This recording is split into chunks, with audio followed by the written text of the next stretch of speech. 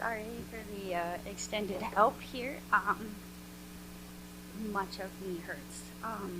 So we just have to make accommodations today.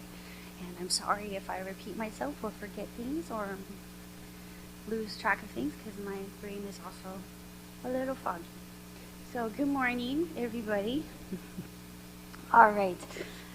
Last time we reviewed the story of Abraham from Genesis 11 until the final or the long-awaited birth of Isaac. And we were able to finally take a sigh of relief and enjoy for just a tiny moment an actual victory in our story.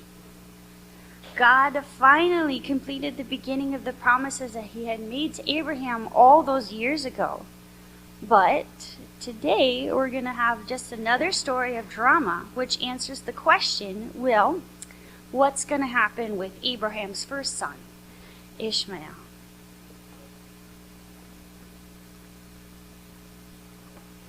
We were told on the day that Isaac was weaned, Abraham had this super big party to celebrate. If Abraham was alive today, he probably would have been celebrating Isaac's first birthday. Right, because for us, year one is this major milestone, and if he lived today, he would maybe had an extravagant celebration, like something like this. You see all the fancy things because he was very rich and he's going to celebrate. And so I looked up Pinterest and see what do the rich people do when they celebrate first birthday. So it probably would have looked something like this. Back in Abraham's day, though, there probably was at least one kind of animal that would have been killed and prepared to eat. Lots of bread, always, and some other foods, depending on what time of year it was. But we know that Abraham and Sarah knew this was coming, so it was probably hugely planned. Lots of servants, they rolled out the red carpet for this thing. I imagine there's probably also music and dancing and lots of laughing. Abraham and Sarah had waited so many years to have a child, and now finally, look at him, he's growing up. And they took some time to reflect on this joyous occurrence and had a really big party. So tradition has it that children in ancient Israel would have been weaned on their third birthday. A more modern, but still older tradition continues this by celebrating the first haircut of a young Jewish boy at the age of 3 as a way to sort of participate in this historical pastime. You might be wondering, well, why 3 years?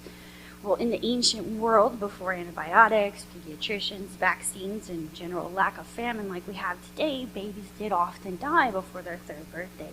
Even my own great-granduncle passed away at the age of 2 in Arkansas back in 1922 because he was too dehydrated. In Israel's past, celebrating being weaned at the age of 3 was a celebration that the child had now survived to a pretty big milestone in life. Our story today starts off really happy. Abraham and Sarah are celebrating, there's a party, and everyone is having a grand old time. But here we go. As you know, we can't go too far in a story without some drama happening. So here we go. This time, Sarah's the one who starts off our problem, and she looks over at the party and sees Ishmael. Sarah sees Ishmael and gets angry and decides to do something about it. She decides his mother and him need to leave the family. But first, we're going to walk through this verse a little bit. Oops. So the word translated mocking all the way over here is a word that comes from the same root as Isaac's name. It's the same word that was used when Lot spoke to his sons-in-law, and he's like, hey, we need to get out of here, and they thought he was joking. It's that same word. There's a lot of scholarly discussion on precisely what's going on in this verse right here. In the Septuagint for these verses, now the Septuagint is a Greek translation of the Hebrew Bible that was completed just a little bit before Jesus was born. The Septuagint translation says, Sarah saw the sun which Hagar the Egyptian had borne to Abraham playing, and then here comes the difference, with Isaac her son. Some scholars believe that this is the preferred text, and that the part of the verse that says with Isaac her son was dropped by those who kept copying the text because Ishmael must have been being abusive to his brother in some way.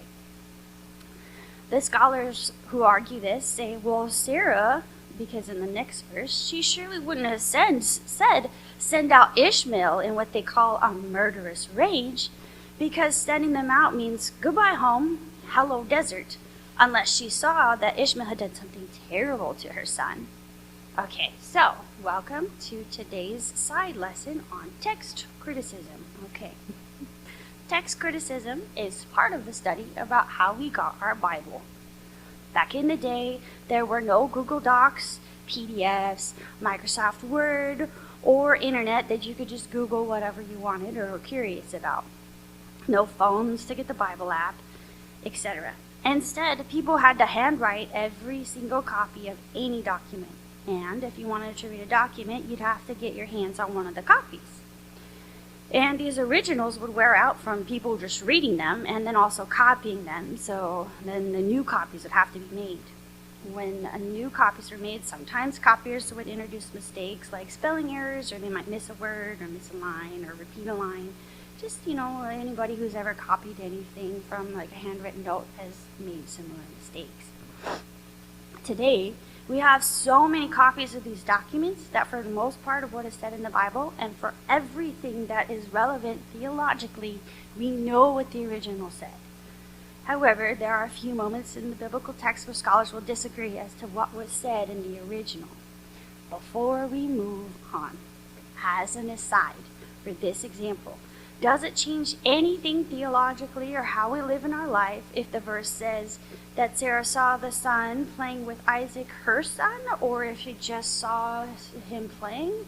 Of course not. No, it doesn't. And this is all the examples are kind of like that. One of my favorites when we were going through this in school was there was this huge debate on whether or not what this one word was, and it was the name of a town. We're not sure how the original author spelled it. If he had an A-E or just an A. So nothing that we find in the text is anything that's relevant to our theology or for our lives. So just everybody take a bit of a breath. Just in case I scared anybody by talking about text criticism. I know a lot of times people get nervous. Okay. Also, if you want to talk to me about this later, I love to nerd out about this, so you can come ask me, and I'll be like, and then this happened? And, okay, so moving on. Okay, intro to text criticism aside, let's look at the text with some of the tools from text criticism. One of the first rules of text criticism is the most difficult reading is probably the original. Why?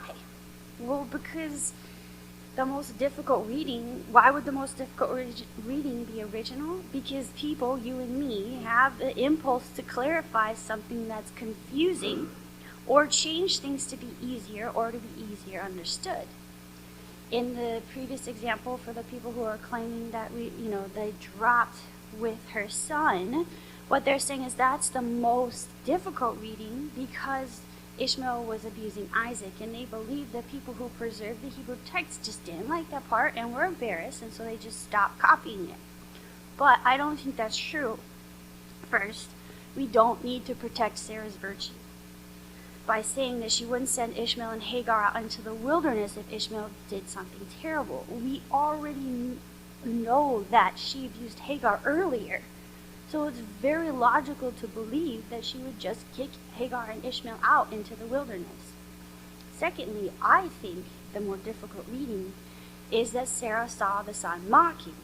It makes sense to me that people will be like, mocking who? What? Playing? Or playing what? Playing with who? And then they would have tried to add, well, it obviously must have been the baby Isaac. And then the last reason is Genesis doesn't hide the terrible things that the family of Abraham does to each other. Like if you remember, we talked about Lot, and his daughters. So it doesn't make sense that someone was trying to protect Sarah's honor and just took that part out. I think what happened is that Sarah looked over during the party and she saw Ishmael was playing around, which is another way to translate. He's just playing. And he was having a good time at the party. And considering now Isaac's hit this major milestone, she's like, okay, it's time for Ishmael to go. I don't want him anywhere near here.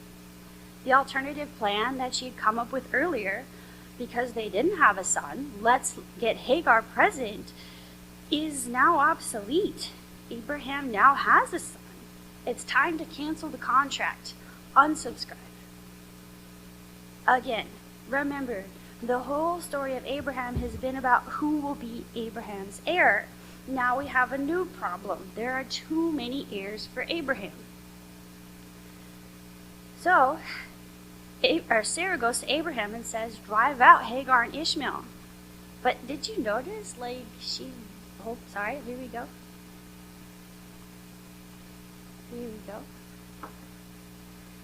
Sarah doesn't even say their names. She just, says the slave, right? And her son. In fact, previously in chapter 16, when Sarah decided to make Hagar Abraham's wife, Sarah called Hagar a handmaid. She also avoided her name back then too. But handmaid is a kinder term than the one she uses here. She calls her just the slave. Additionally, Sarah doesn't even have, she kind of forgets to mention that Hagar's son is also Abraham's son. She seems to, just conveniently forget that part. So Sarah goes to Abraham and says, throw out the slave with her son because he is not going to inherit with my son. The word translated here as co-heir here is something that we've actually seen a little bit before. Earlier, Abraham told God, I don't have a child and my servant's going to be my heir. That's the same word, heir.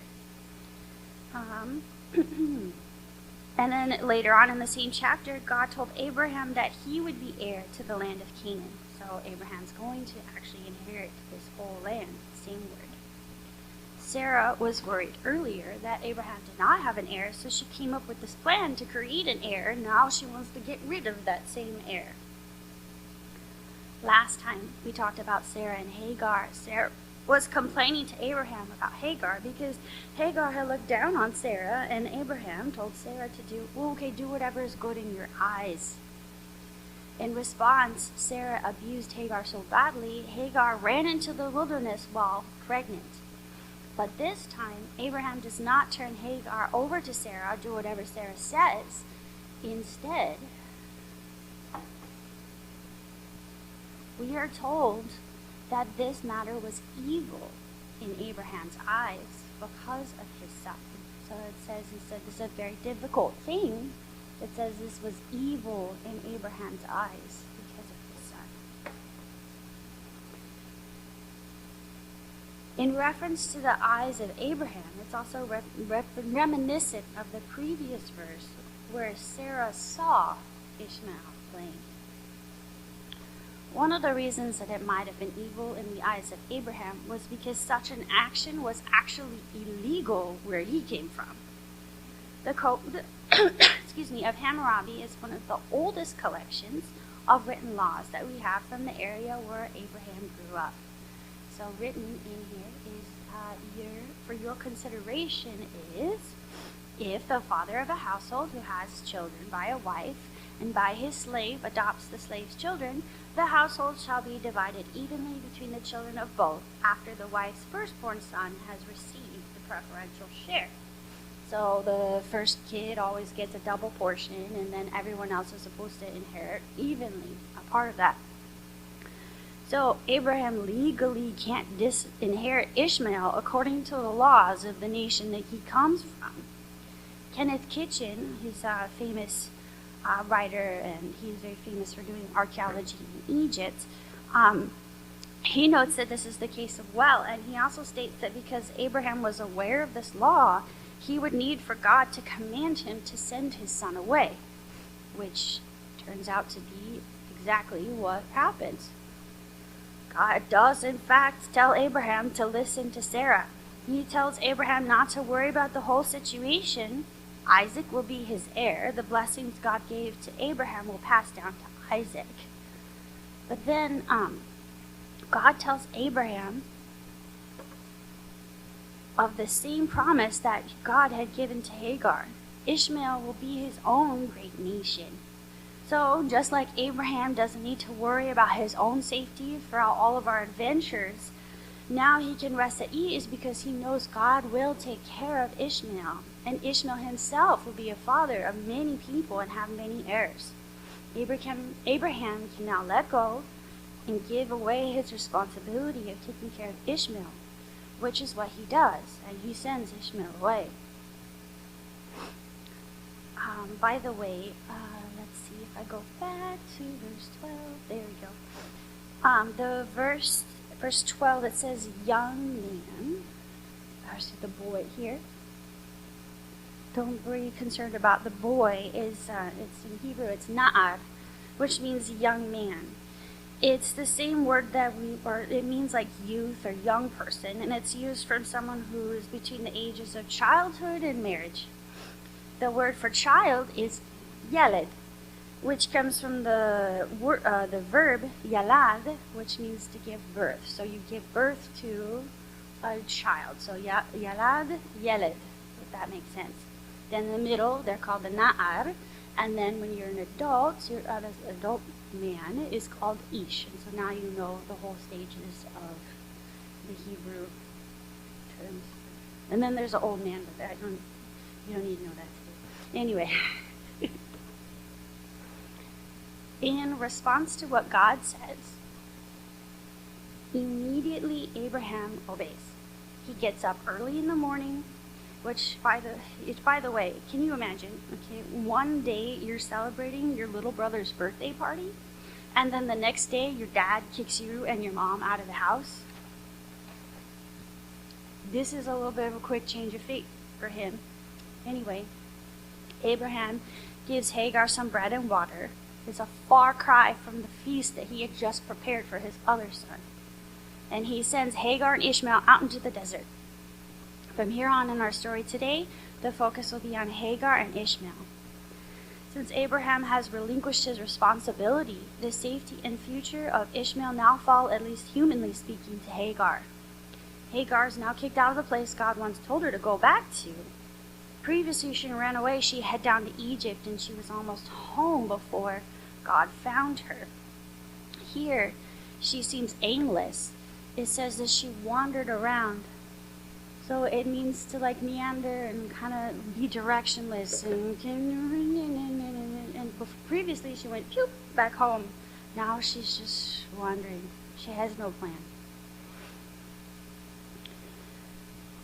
Also, notice this is the first time in our story so far that Hagar is actually named, and this is by the narrator. The narrator is the one who first reminds us of what her name is. Also, as a note, God said earlier not to worry about the na'ar, the young man, when he spoke to Abraham. But here, in a verse that features both of Ishmael's parents, he's called a yeled, a child. To me, this feels a little more intimate, like this boy has parents see him. He's just a little kid. Also, by the way, in sending Hagar away, legally Abraham is giving her her freedom. However, in doing so, he's also eliminating his son from any possibility of being his heir. In a sense, he's disowning him. He no longer recognizes him as his son. Hagar is free, but at what cost? Also, here's a picture of the wilderness of Beersheba. You can kind of see over here. So, kind of up here and all of this area. So you can see it's just desert. Nothing exciting, just more desert.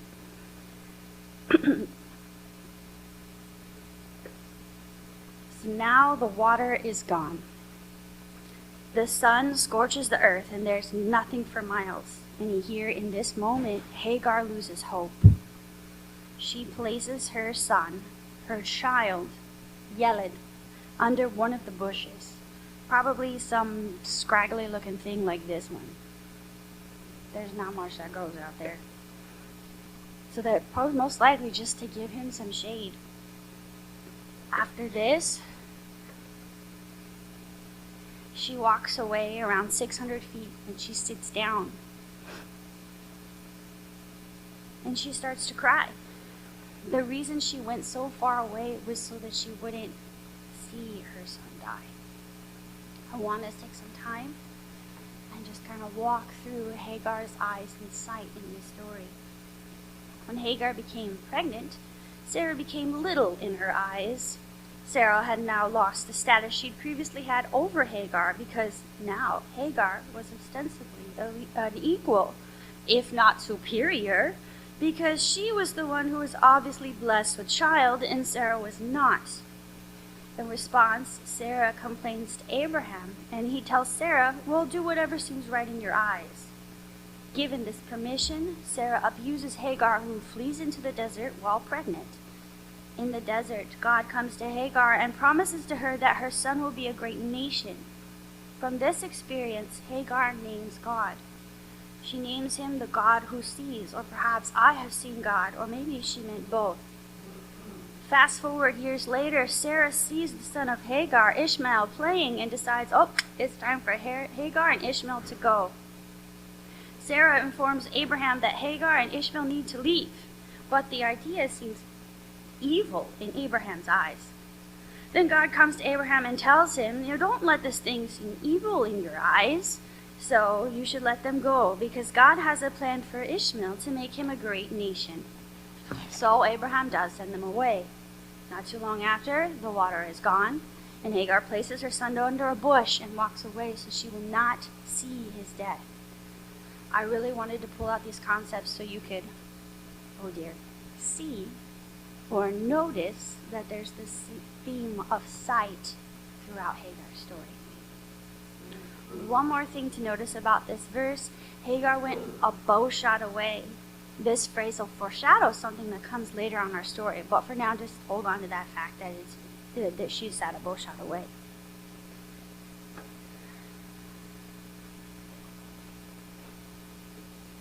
We are told that Hagar lifted up her voice and she was crying, but in the next verse we're told that God heard the voice of Ishmael. The word used for boy here again is na'ar. God heard the voice of the youth. The narrator and God call Ishmael youth, while both parents seem to refer to her as a child. Again, just a thing I noticed, and it reminds me how, children will always be their parents' babies, no matter how old they get. They're always like, "This is my little baby." Anyway, what was Ishmael's voice doing? I don't know. Was he crying? Was he praying? Was he just talking? I have no idea. Maybe he was crying out for his mother. What we do know is that God heard the voice of the young man where he was. And it is interesting to me how the focus of the story shifts here. In the last verse, it was focused on Hagar. She weeps loudly, but in this verse, it's noted God heard the voice of the youth, but not Hagar. Perhaps that was truly what was on Hagar's mind, the well-being of her son. And God says, "What's wrong, Hagar? Don't be afraid." And then she learns some comforting words. God has heard her son where he is. God did not forget her son. Ishmael has had a bad 2 days or so. Abraham sent him out into the desert and disowned him. Hagar herself, his mother, left him, walked away so she wouldn't see him die. So, he'd have to basically die alone if things went according to her plan. But God did not leave Ishmael. In fact, God heard his voice and God knew where he was. Next, God reminds Hagar of a previous promise that he had made to her. She says, God says to her, "I will make him a great nation." And yes, if God will make him a great nation, then he can't die here in the desert alone without a child. And I know that Hagar forgot a promise of God. Okay? Because we just talked about it, God told her this. But don't be too harsh on her, right? We've all spent some time in this series spending some time thinking like, well, you know what? We too forget God's promises. Next, God tells Hagar, "Get up and support Ishmael." In Hebrew, the phrase means to take him by the hand, kind of like we would say, lend him a hand. I wonder if he was so weak that he couldn't support himself anymore. But regardless, she would be the one supporting him from here on out, and she would be a part of helping him become a great nation. Once again, eyes are an important part of our story. Last time God met Hagar at a well, here God opens her eyes so that she could see that she was right next to a well the entire time. So she wandered all over the place, has no direction. She runs out of water, and miraculously, because God brought her there, she was right next to a well, even when she was despairing. God provided. The word opened here is the same word that's used for eyes or ears or other senses. Figuratively, it could mean to be observant. God opened her eyes so she could see. Maybe it's just like God directed her attention to a well nearby. I kind of wonder if Hagar's like me, where I can get so upset and frustrated that I can't see a very simple solution right in front of my face. And I need to just calm down for a second just to notice the obvious thing that's right there. Or I need someone who's calm to point out that what I need is right there in front of me, like, where are my glasses?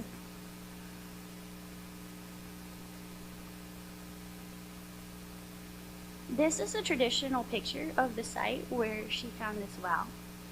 We'll revisit this place later on in our journey because it becomes part of Abraham and Isaac's story. But for now, I just wanted you to get a picture of the well that she was at in your mind.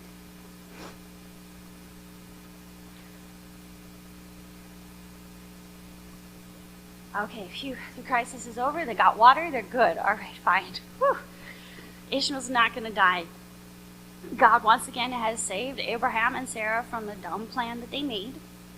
And in this case, even though Abraham and Sarah didn't make good decisions, God has taken the time to visit Hagar back in chapter 16, reveal himself to her, and give a wonderful promise regarding her son. Now, in this chapter here, God makes sure that that promise is kept. God was with you. Don't read past that. God was with Ishmael.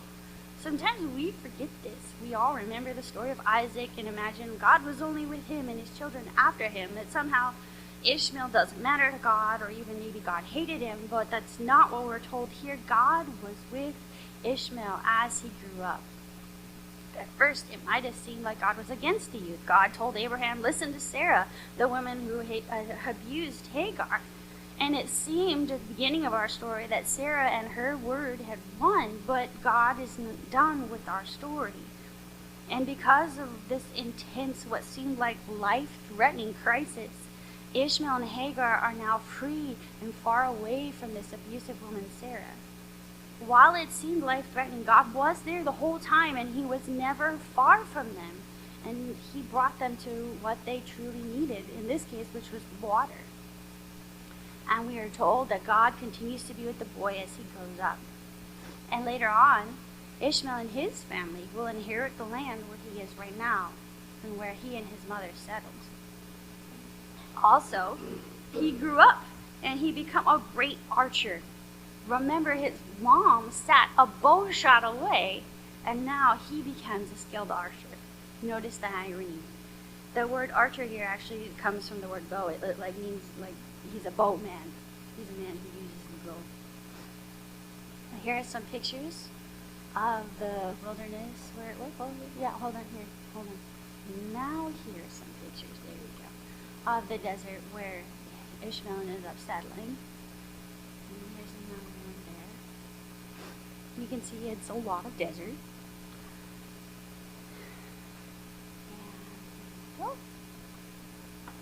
At the end of the verse it says, Hagar took Ishmael a wife.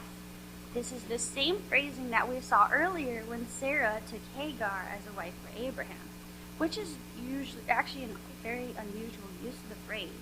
Normally a servant, first of all, wouldn't be given as a wife, more like a concubine. But this section we also see an unusual use of the phrase. Normally the phrase reads, father's name, took a wife for his son, son's name, from location or people group. But here we see Hagar has taken over this role. Remember, in setting Hagar free, Abraham chose to no longer recognize his son as his son. Therefore, Hagar takes a wife for her son instead and ensures that her son is taken care of. People often give Hagar grief for choosing an Egyptian woman, but for me, this just seems like a very wise human decision. I mean, if I was in this situation, I would want to make sure my son married an American just so we shared culture and language and such. But anyway, also, like, let's see. Yeah, Egypt's like right here, so she can just kind of go, boop, and get a wife, and then boop. And because it's like, you know, in the desert, there's probably not like huge cities of people to choose from either.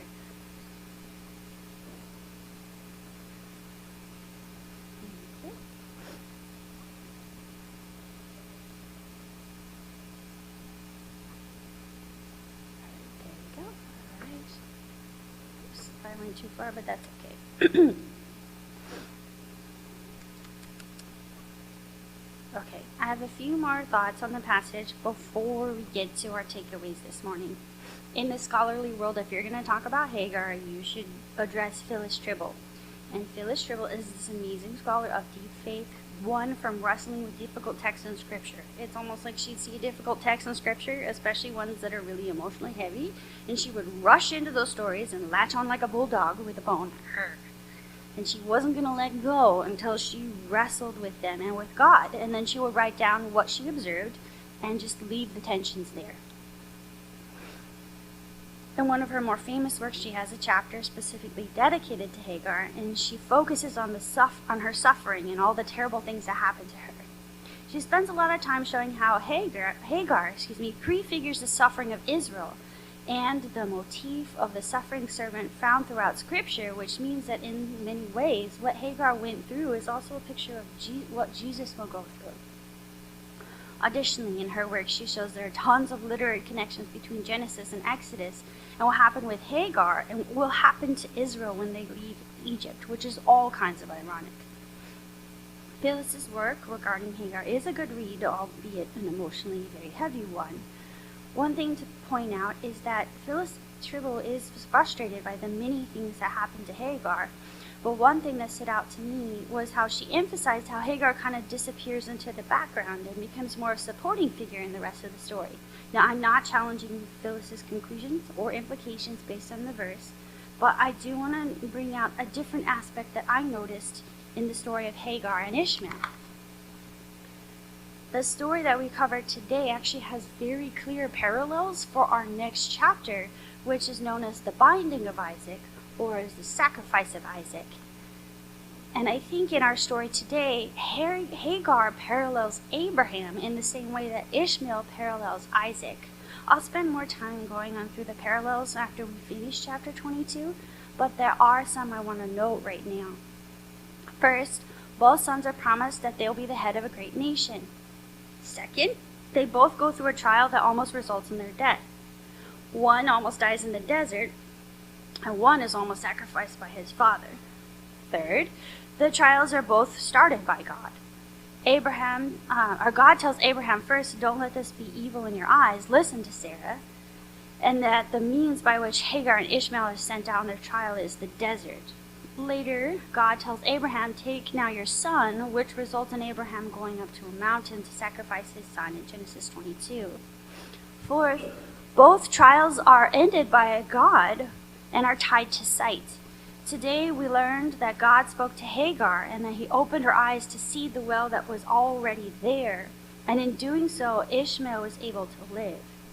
In chapter 22, which we'll get to soon, God spoke to Abraham, and then Abraham lifts up his eyes and sees a ram whose horns are stuck in the thicket, which then Abraham sacrifices instead of his son. I could go on, but we're going to do that later. Another large connection is that Hagar finds a wife for Ishmael, and later in chapter 24, Abraham is concerned about finding a wife for Isaac, and he has this whole scheme and plan to ensure that Isaac's actually going to get a wife. Around about the time both parents find spouses for their sons, they recede into the background to make way for the next generation's story. Instead of Hagar simply receding into the background of the story, I think she instead lives this parallel life to that of Abraham. And I think that the author is intentionally drawing our attention to this fact in the way in which the story is written. Instead of becoming less than, Hagar is not only freed from an abusive situation and freed from slavery, but she's also honored in the role that she now plays as a matriarch and head of a new family who makes decisions for this new upcoming nation. Lastly, I noticed that Ishmael kind of has a similar journey to Abraham. Both are sent out from their home and inherit a new land, and both will become a great nation. Okay, finally, takeaways for today. Even if we give up, God keeps his promises. Hagar was alone in the desert and essentially laid her son down to die. She had completely given up on the promise of making her son into a great nation. Instead, she was already attending his funeral. But right next to her was the means by which her son would be spared. Oh well. It took God pointing it out for her to see, but God was the whole time preparing to keep his promise to her. Sometimes we can be just like Hagar and we give up on God. This week, spend some time with God and ask if there's a place where you might have given up on God keeping his promises to you. Number 2, God will never leave us. Just like he did with Ishmael, God remains with us. And even if it feels like we're all alone and everyone we know is gone from our lives, God is still with us. I don't know about you, but sometimes when I look at my past, I'm like, God, where were you? Because sometimes I think if God was with me, then none of the bad things in my life would have happened. But like we saw earlier, God didn't spare Ishmael from the wilderness, but he also never left him. God did not forget him or abandon him, and the wilderness was part of God's plan to bless him and to make him a great nation. I know for me personally, the smallest, teeniest, tiny thing goes wrong, and I'm like, God, you abandoned me. It's an ongoing discussion I'm having with him. So I was especially struck with this, that God was with Ishmael. This week, maybe we could spend some time just remembering that God is always with us. Sit in that and talk to him about it and just see what comes from this time with him. And our last point, God is the hero of the story. Earlier, we talked about how sometimes people want to save Sarah's honor, but Sarah was not really that nice or good of a person. Abraham and Sarah's earlier mistake caused continual problems for Hagar and Ishmael. Hagar's previous disposition towards Sarah still seems to have been a fuel that, that Sarah kept and was very bitter about. None of these characters rise to become the hero of our story. But we do see God being faithful to keep his promise despite the messiness of humanity. God led Hagar to a well, and he opened her eyes to be able to see it. God used these circumstances to free Hagar and her son from a place where they would have lived with at best animosity. And God moved them to a place where Ishmael could thrive, where he could care for his family and grow into a great nation. And God remained with Ishmael the entire time. I hope that you found today encouraging and that your faith was strengthened through it. So let's pray. God, thank you so much for the time that we get to spend together in your word and worshiping. Please remind us throughout this week that you are with us and that you will care for us and that you will provide. If there's anything I said that needs to be, that's not helpful, let it be forgotten. And if there's anything that really needs to be applied in our lives, please continue to bring it to our minds throughout the week. In Jesus' name we pray.